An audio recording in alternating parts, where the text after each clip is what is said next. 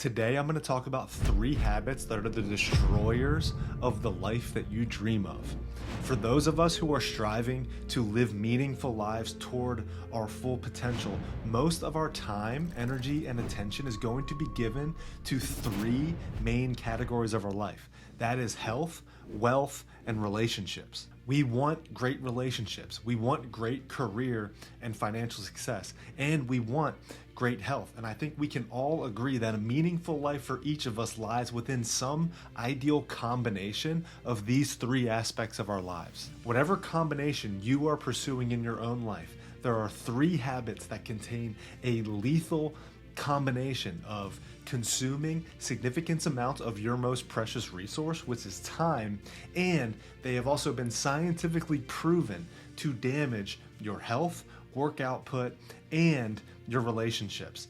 These 3 habits, like I said, are the destroyers of the life of your dreams.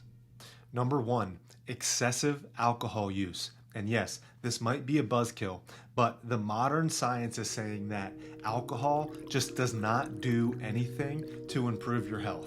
Excessive alcohol use causes over 140,000 deaths per year. 40% of those deaths had acute causes like car accident, poisoning, or homicide. The rest of those deaths, so the majority, 60%, were from chronic conditions from alcohol like liver disease, cancer, and heart disease. So why is alcohol so damaging? Scientists say that alcohol actually damages your DNA. When you drink alcohol, your body metabolizes it into a chemical that is actually toxic for your cells.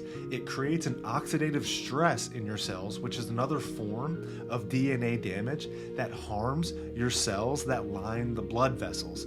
This leads to stiffened arteries, higher blood pressure, and eventually coronary heart disease. According to research by the American Cancer Society, alcohol contributes to up to 75,000 cancer cases each year and causes 19,000 cancer deaths. We need to stop fooling ourselves when it comes to alcohol. It is not good for us. And the consensus among scientists and doctors is this: drink less, live longer. Alcohol affects how you show up to the world too. It affects how you show up to your relationships and the quality of your work. Those who drink excessively, do they have marriages, families, careers that you aspire to?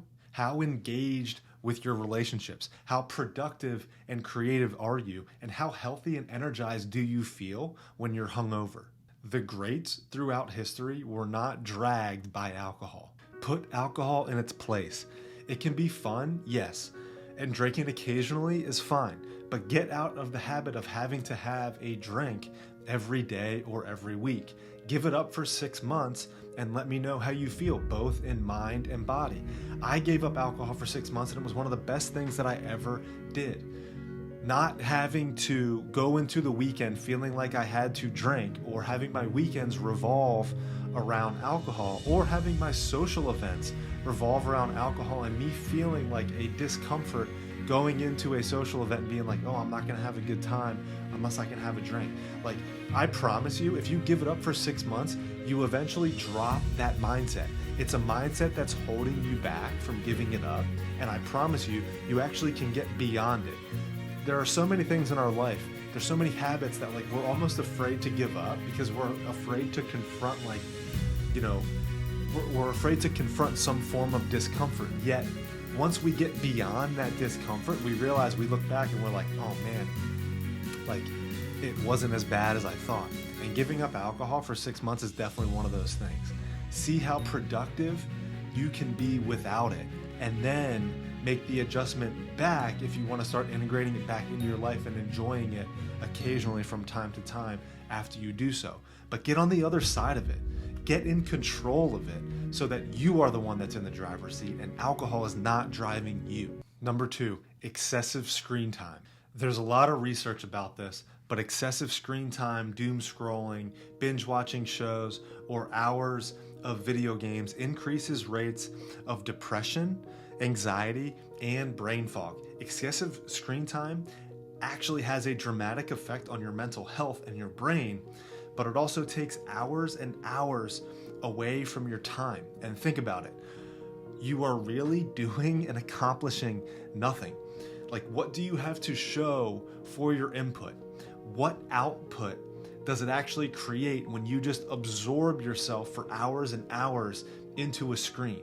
Don't get me wrong, doing nothing is okay sometimes, but we have all been there for hours and hours and hours, and we all know how that feels afterwards. Think about it from the perspective of being in the zone, either with another person in conversation or doing deep work. Screen time affects your ability to focus. When was the last time you had a great conversation with somebody while you or they were both looking at your phone? How can you do deep, focused work, like your best work, your best and most creative work that could be the most financially rewarding for you, which requires you to be in the zone and be doing deep work and be focused, if you are constantly distracted and addicted to that dopamine hit? Excessive screen time makes you worse at your relationship. It takes you away from them and your work. It negatively impacts your health, especially your mental health and your ability to focus. Get this under control so that you can separate yourself and move yourself and your relationships and your health and your work to new heights. Okay, and finally, number 3, the last and final destroyer, pornography and masturbation. I'm going to approach this from a slightly different angle. I am all about what works in building myself and my life and my business to its potential. So I pay attention to things that are going to give me a competitive advantage. When it comes to porn and masturbation, I know that I have an advantage over those who beat off and watch porn on a weekly basis. And this is rooted in evolution and biology. There is a quote that I love, and I'm not sure who it's from, but it goes something like, "The world was built by men trying to impress women."